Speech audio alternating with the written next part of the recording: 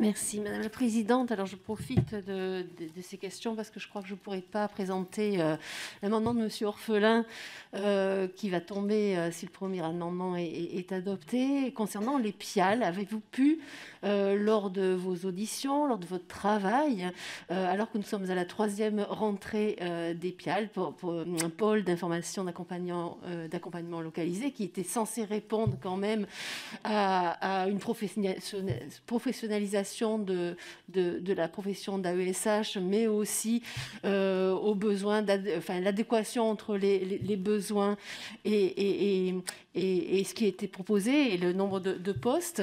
Avez-vous pu donc interroger ces PIAL au bout de 3 années, cette 3e année de mise en place, pour voir un petit peu comment ça pouvait améliorer aussi leur statut et leur profession?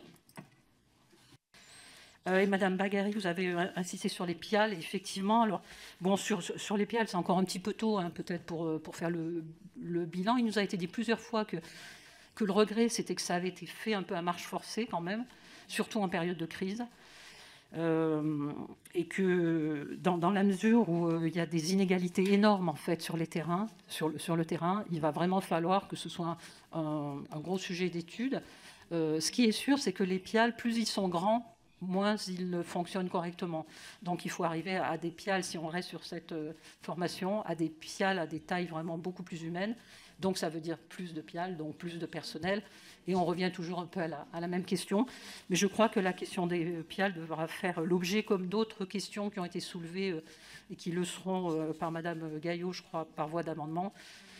Il nous faut plus d'éléments. Il nous faudra plus d'éléments et je pense aussi que des rapports pourraient être intéressants pour que nous travaillions sur toutes ces questions. Voilà.